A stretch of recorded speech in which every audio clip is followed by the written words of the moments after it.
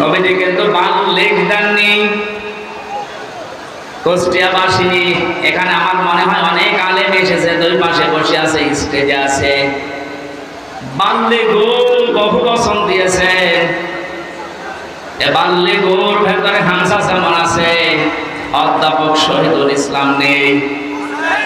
আজকে বলেন, আজকের আলম সাহেব নেই। পৃথিবীতে যে আল্লাহ বলে একজন আছে স্বীকার করে, সেই বাল্যগুর ভেতরে শামিল। তোমরা প্রচার করো সবাই মিলে, আন্নি আমার পক্ষ হতে, ওয়ালাউ আয়া, যদি একটা আয়াত তোমাদের জানা থাকে। প্রাণ প্রিয় কুষ্টিয়াবাসী, আপনাদেরকে আমি বাঁচাতে চাই। কোরআনের চোখ লাগিয়ে দেখতে পাচ্ছি এই হাদিসটা কিয়ামতে আমাদের বিরুদ্ধে যাবে। সবাই মিলে দায়িত্ব পালন করো, যে যতটুকু জানো, যতটুকু জানা আছে ওইটাও দুনিয়ায় জীবিত থাকতে পৌঁছিয়ে দাও। এই ঘোষণা কার? রাসূলের। কার? আল্লাহর আদেশ মানা যেমন ফরজ, রাসূলুল্লাহর আদেশ মানা কি? বলেন বলেন। নবীজির আদেশ মানাও ফরজ, কারণ তাকে আল্লাহ শারিআ বানিয়েছেন, শরীয়ত প্রণেতা। তিনি যদি হ্যাঁ বলতেন তামাম দুনিয়ার মানুষের জন্য এটা হালাল, যদি না বলতেন তামাম দুনিয়ার মানুষের জন্য এটা হারাম হয়ে যেত। এত বড় পাওয়ার দিয়েছিলেন আল্লাহ পাক নবীকে, পৃথিবী থেকে শুধু পা তুললে আসমানে চলে যেতেন। নবীজি একবার হাতের আঙ্গুলে ভাবে ইশারা দিয়েছিলেন, তার সম্মানে আল্লাহ আকাশের চাঁদ পর্যন্ত দুই টুকরা করে দিয়েছেন। বলেন আলহামদুলিল্লাহ। এত বড় পাওয়ার যে নবীকে দিলেন, তার কথা ছিল সবাই মিলে পৌঁছাবা, কেউ যেন বাকি থাকবা না। একটা আয়াত যদি তোমার জানা থাকে, ওইটাও সীমিত থাকতে পৌঁছিয়ে দাও আমার উম্মতদের কাছে। বিদায় হজের ভাষণের সময় নবীজির সামনে মাত্র 1,14,000 কম বেশি এরকম সাহাবী ছিল। নবীজি জানিয়েছিলেন, আজকে যারা উপস্থিত আছো, যে মানুষগুলো আমার সামনে নেই, কিয়ামত পর্যন্ত দুনিয়ায় যারা আসবে, আজকের এই 27টা পয়েন্টের কথাগুলো সব মানুষের কাছে পৌঁছিয়ে দেবে। সেই দায়িত্বের ভেতরে আমার যেমন, আপনি যতটুকু জানেন আপনারও ওই রকম। এটা ফরজ মনে করে যদি আজ আমরা সবাই এই দায়িত্বটা নামাজের মতো পালন করতাম, যে যতটুকু জানি আমি প্রচার করব, বাংলাদেশে কোরআনের অনুষ্ঠানে কেউ বাধা দেওয়ার সাহস পেত না। কে বাধা দিত তখন? সবার দায়িত্ব এইটা। হামজার হয়তো একটু আয়ত্ত বেশি আসে কোরআনে, এজন্য বেশি প্রচার করবে। আপনি কিছু না হলেও কিছু তো জানেন। আপনি যদি জানেন যে কুল হু আল্লাহু আহাদ, এইটাই প্রচার করা আপনার নামাজের মতো ফরজ। এ পর্যন্ত বোঝাতে পেরেছি? এক কথা বলেন না কেন? আজকে থেকে দায়িত্ব শুধু আলেমদের। বলেন, যে যতটুকু জানেন ওইটাই প্রচার করবেন, তাহলে এই দেশে কেউ আর কোরআন প্রচারে বাধা দেওয়ার সাহস দেখাবে না ইনশাআল্লাহ।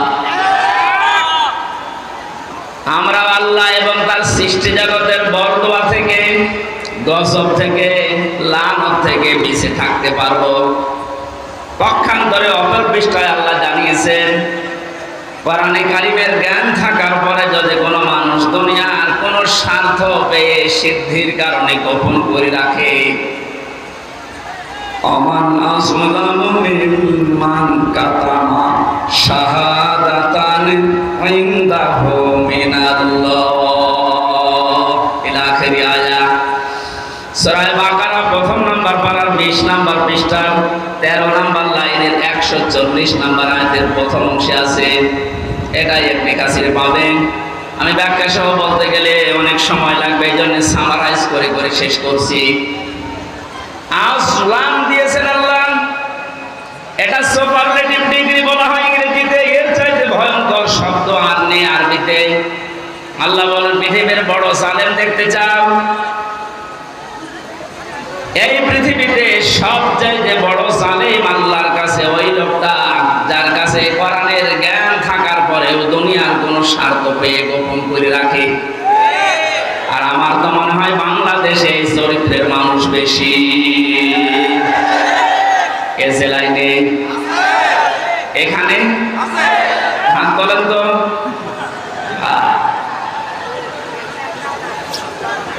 আপনি আল্লাহর ভাষায় বড় জালেম হয়ে উঠবেন কিয়ামতে।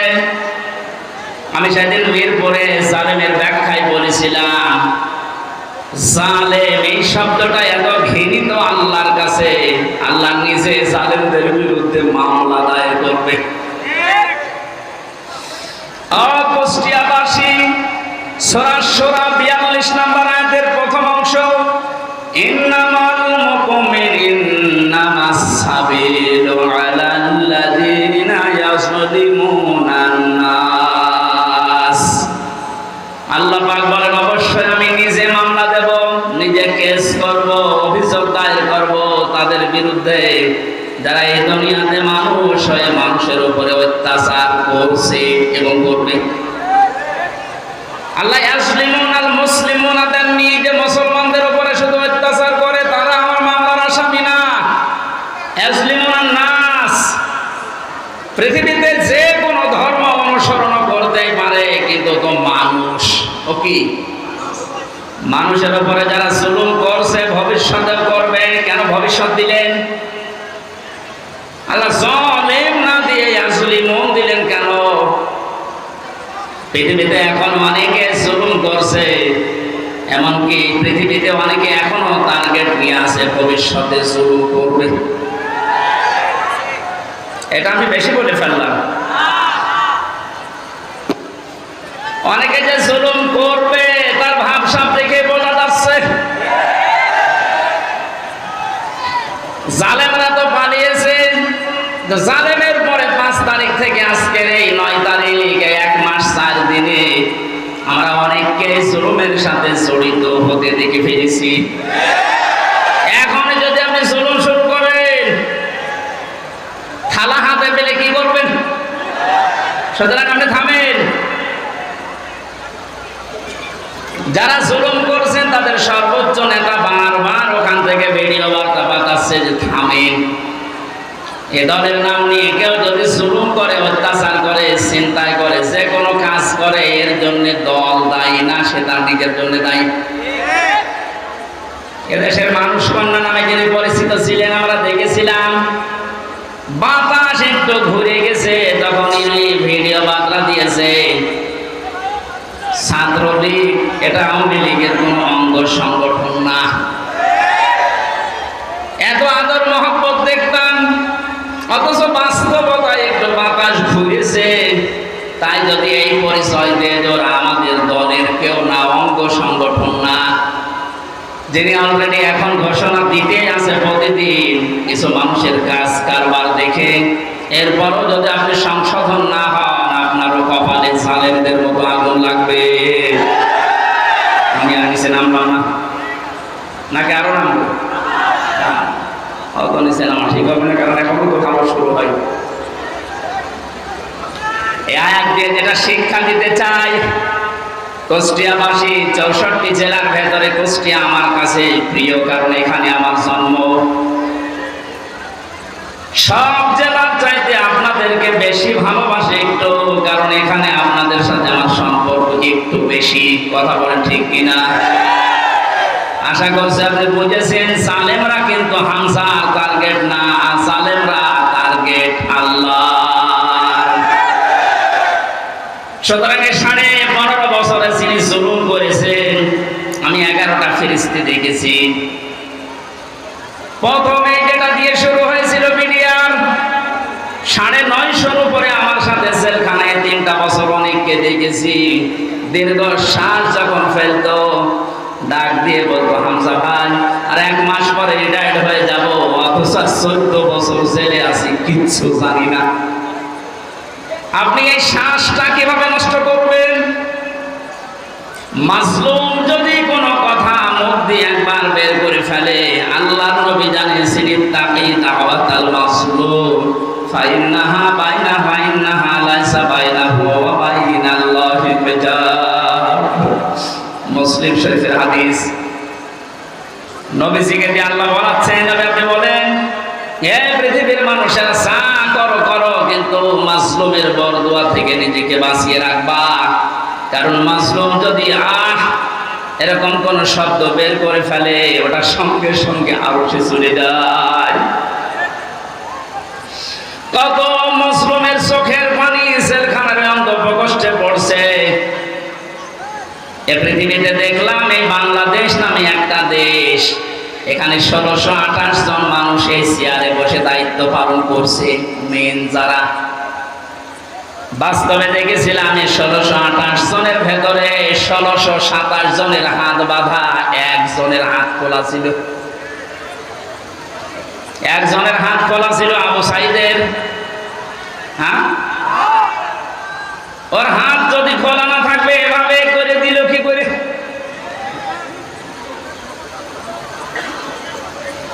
হাইকোর্টের বিচারপতি পর্যন্ত যদি বলে যে না, হামজার মামলা, মামুনুল হকের মামলা হবে না, উপরের নির্দেশ, তোর চেয়ারে বসে থাকার দরকার, তুই ভ্যান চালা। আপনি বলেন একটা হাইকোর্টের বিচারপতি যদি একথা বলতে পারে, বিচার ব্যবস্থা কিভাবে বাধা ছিল আপনি টের পাচ্ছেন? একটা দেশ কত বড় দুর্নীতিগ্রস্ত হয়ে গেলে জাতীয় মসজিদের ইমাম পর্যন্ত পালিয়ে যায়। আর কার নাম বলবেন? জাতীয় মসজিদের ইমামও পালিয়ে গেছে।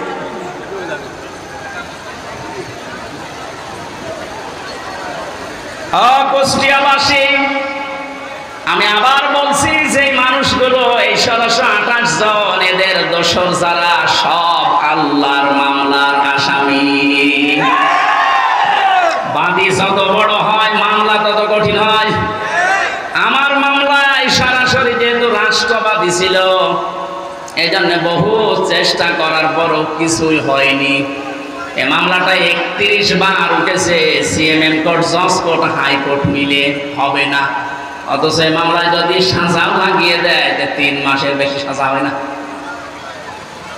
3টা বছরের ভেতরে এ কঠিন অবস্থায় ফেলে দিয়ে আপনি কি করলেন? বিচার ব্যবস্থাকে একেবারে ধ্বংস করা ফেলা হয়েছিল। আহ্বান জানাবো, এখন যারা দায়িত্বে আছেন, সংস্কার যেহেতু আরম্ভ হয়ে গেছে, আর এই জন্যেই এতগুলো মানুষ জীবন দিয়ে গেল, সুতরাং সকাল আসতে আসতে যেন আমরা শুনি এই 1628টা চেয়ারে নতুন মানুষ এসে বসেছে। নাই তো এরা যতদিন থাকবে ততদিন নতুন নতুন ইস্যু তৈরি করে আবার বিশৃঙ্খলা ঘটাবে। আমাদের চরিত্র এরকমই। আরে বাস্তবতা দেখেছেন, এরপরও অনেকে জালেমের পক্ষে সাফাই গাচ্ছে, স্ট্যাটাস দেয়, এখনো গোপনে ভিডিও বার্তা পাঠাচ্ছে। আপা আপনি পাল্টাবেন না, আপনি ঘাবড়ায়েন না, আমরা আছি। আপনি ঘাবড়ালে আমরা নরম হয়ে যাই। শয়তান তো দেখেনি, ওই ভিডিওতে যারা দেখলাম, আমার মনে হয় শয়তান যদি আমি দেখতাম তো ওই রকমই হতো। টাটকা নির্ভাজা শয়তান। তো জানা শোনার পরে জালেমের পক্ষে সাফাই গায়, জালেমকে সাহস দেয়। নবীজি জানিয়েছেন, তিরমিজি শরীফের হাদিস, কেউ যদি জেনে শুনে জালেমকে সাপোর্ট দেয়, তার পক্ষ নেয়, তাকে ভালোবাসে, সহযোগিতা করে, ও নবীর উম্মত থেকে বের হয়ে যায়। সুতরাং আপনি নবীর উম্মত থাকবেন না বের হয়ে যাবেন, এখন সিদ্ধান্ত নিন। যেহেতু জালেমদের প্রতি বরদোয়া, জালেমদের প্রতি মামলা কার? ছোটখাটো জালেম যারা আছেন, এখনই তওবা করে ফিরে আসেন। আমার বংশ, আমার বাড়িতে এই যে এবি থানা, আগে সদর থানা ছিল, এখন এবি থানা, হালসা না আটাবিরাফিটা, বংশের 100 জনের 98 জন আওয়ামী লীগ করত। ওরা আমার মনে হয় যে শক্ত আওয়ামী লীগ। ওরা বঙ্গবন্ধুকে মনে করতো সেকেন্ড। 5 তারিখের পরে বিকাল আসতে আসতে আমার কল দিয়ে বলছে, বাবাজি আমরা সব পাল্টিয়ে গেছি। পাল্টিয়ে গেছে মানে এখন আমরা সব জামাত ইসলামী করি। কিসের জামাত? আপনি যা করেছেন এই 15.5 বছর একেবারে শোধ হবে, এরপরে জামাত ইসলাম।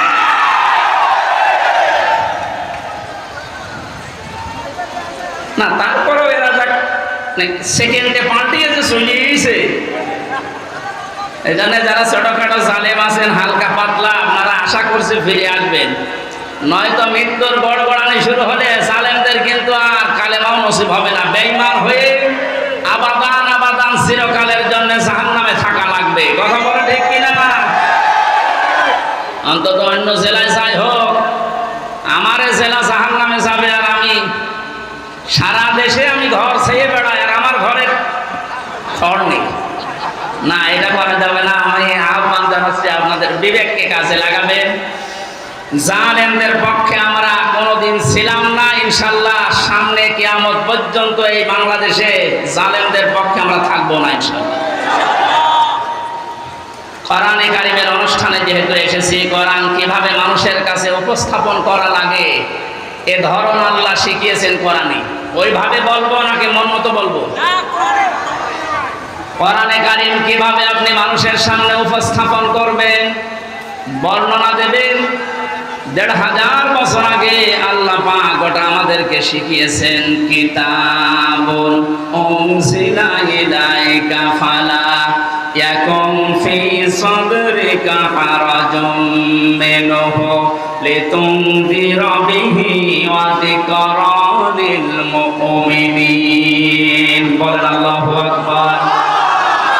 সূরা আরাফ ৮ নম্বর পারা ১০ নম্বর পৃষ্ঠার ১ম নম্বর লাইনের ২ নম্বর আয়াত।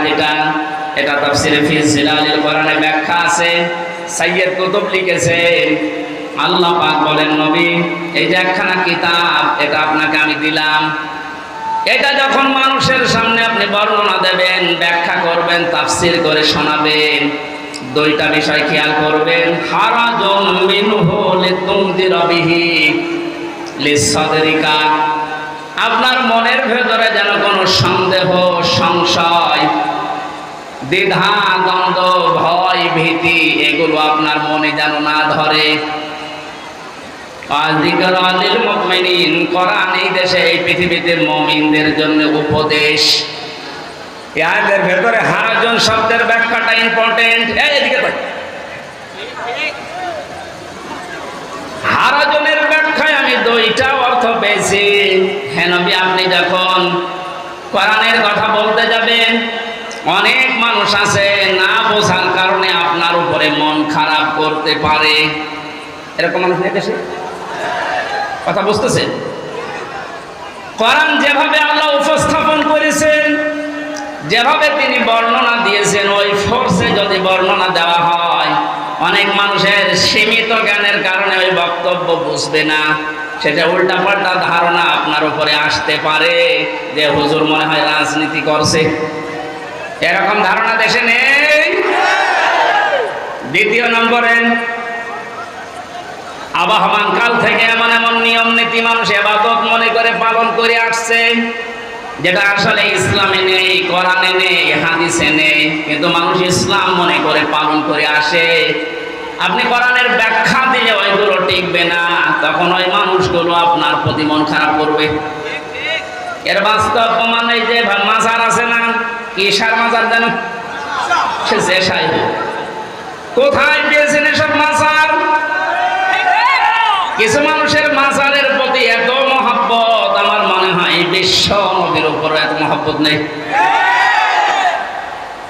কিয়ামতের ময়দানে ২ প্রকার মানুষকে আল্লাহ সবচাইতে বেশি অপমান করবে।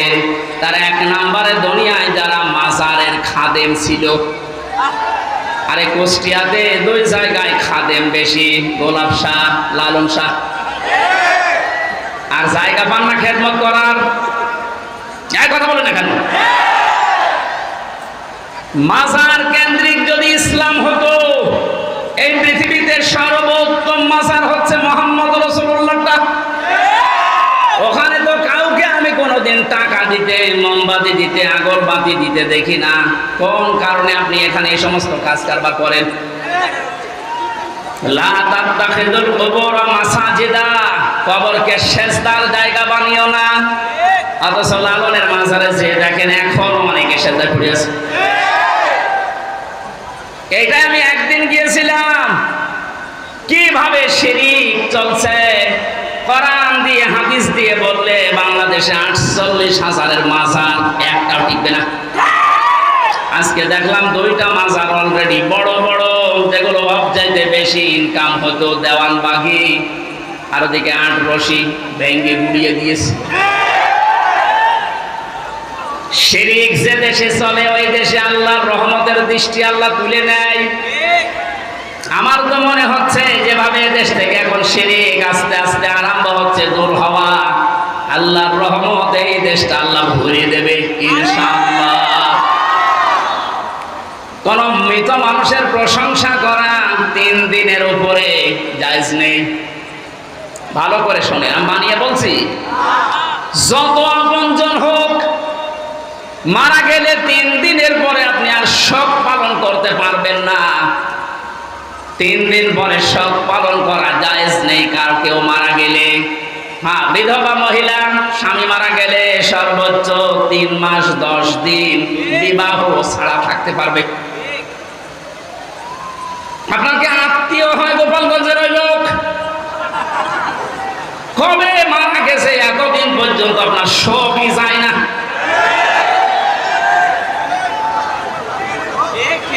আপনাকে রাগ হয়ে গেল, তাহলে হাদিস কেটে বাদ দিয়ে দিন। আমি তো গোপন করলে আমার সমস্যা হবে, কিয়ামতে আমার জহব্বা কেটে দেবে। কথা বলেন, আমি আপনাকে বাঁচাতে চাচ্ছি। যেহেতু ইবাদত 1 দিন 2 দিন 5 দিন না, ওয়া'বুদ রাব্বাকা হাত্তা ইয়াতিয়াকাল ইয়াকিন। সূরা হিজরের 99 নম্বর আয়াত 14 নম্বর পারা 5-6 নম্বর পৃষ্ঠা 4-5 নম্বর লাইনে আছে। আল্লাহ বলেন ইবাদত করবা 2 দিন 5 দিন না, যতদিন মরণ না আসে ততদিন। এটা যদি একটা ইবাদতের কথা বলছি, শোক পালন করা জায়েজ নেই 3 দিনের উপরে। এখানে ইমাম হোসাইন মারা যাওয়ার পরে আজও যারা শোক পালন ছাড়েন না, আপনি ইসলামে নেই। এটা একটা বেদাত। এক কথা বলেন না কেন? আপনার মহব্বত ইমাম হোসাইনের প্রতি এত বেশি যে হাই হোসেন করে পিঠের চামড়া তুলে ফেলছেন। তো ওনার তো আরেকটা ভাই ছিল হাসান, উনি মারা গেছে বিষ খেয়ে। একটু বিষ খান তো দেখি। পুরাটা বাটপারি এটা। ইমাম হোসাইনকে নিয়ে যদি এই মানুষগুলো আবেগ দেখি এরা বাটপারের পর্যায়ে পড়ে, পৃথিবীতে ইমাম হোসাইনের পর আর কে এত দামি থাকতে পারে যে তার জন্য আপনাকে বছরে বছরে মাসে মাসে দিনে দিনে সব পালন করা লাগবে? এটা ইসলাম না। ইসলামের ভেতরে নতুন করে আপনি এটা সংযোজন করেছেন, আপনি বেদাত পন্থী। নবীজি জানিয়েছেন কেউ যদি বেদাত আরম্ভ করে, ইবাদত না অথচ ইবাদত মনে করে পালন করতে বলে, ওই লোকটাকে সালাম দেওয়া পর্যন্ত সাইজ নেই। কত বড় কঠিন কথা দেখেছেন। যারা বেদাত আবিষ্কার করে তাদের সালাম দেওয়া জায়েজ নেই, অথচ এমন হাদিস আমি কোনোদিন পড়িনি, পাইনি যে নামাজ পড়ে না তারে সালাম দেওয়া যাবে না। পেয়েছেন? কেউ পেয়েছেন? নেই। রোজা রাখে না তারে সালাম দেওয়া যাবে না, আমি পাইনি। কিন্তু ইসলামের ভেতরে নতুন করে কিছু ঢুকিয়ে কেউ যদি ওইটা ইসলাম মনে করে পালন করে তারে সালাম দেওয়া জায়েজ নেই। আর এগুলো সব বেশি হয় এই 48,000 দরবারে। এই জন্য শিরক যখন এই দেশ থেকে বিদায় নিচ্ছে, আল্লাহ রাব্বুল আলামিনের রহমত এই দেশে বৃষ্টির মতো নাজিল হবে ইনশাআল্লাহ। তাই বলে আবার বৃষ্টি শুরু হয়ে গেল না?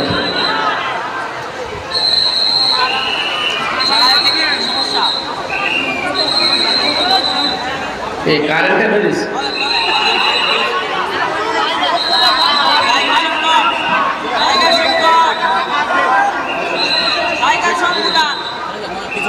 কি সমস্যাটা বলবেন? দেখতে পাচ্ছেন কি করা যাবে? মা এখান থেকে 1 কিলোমিটার শুধু মানুষ দেখে আসলাম। 1 কিলোমিটার শুধু মানুষ, পা ফেলার জায়গা নেই। যেখানে আছেন ওইভাবে থাকেন ভাই। আর আপনাদের এসাইতে আর বড় জায়গা ছিল না? না, কষ্ট হয়ে যাচ্ছে মানুষের। মানুষকে কষ্ট দেওয়া তো ঠিক না। এখন কি করবো? এদের যেভাবে আছেন থাকেন, ওইভাবে থাকেন না। আমি সব বাদ দিয়ে দিলাম, আমি প্রবেশ করছি কোরআনের তাফসিরে। সূরা মুলক থেকে মাত্র 2টা আয়াত পড়েছি, যেহেতু তাফসিরুল কোরআন মাহফিল লিখে দিয়েছে, এর হক আদায় করা দরকার। আমরা তাফসির আকারে আরম্ভ করছি ইনশাআল্লাহ। জবান ভরে কোরআনের এই সোনালী আয়াত এবার পড়েন। আউযু বিল্লাহি মিনাশ শাইতানির রাজিম। বিসমিল্লাহির রহমানির রহিম। তাবারাকাল্লাযী বিয়াদিহিল মুলকু ওয়া হুয়া আলা কুল্লি শাইইন কাদির। সূরা মুলক কোন সূরা? মুলক শব্দের শাব্দিক অর্থ রাজত্ব। মুলক মানে কি?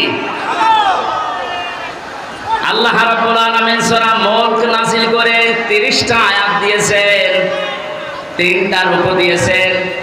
এর প্রথম 2টা আয়াতে আল্লাহ নিজের পরিচয় তুলে ধরছেন, নিজের বড়ত্ব, মহত্ব, আমিত্ব।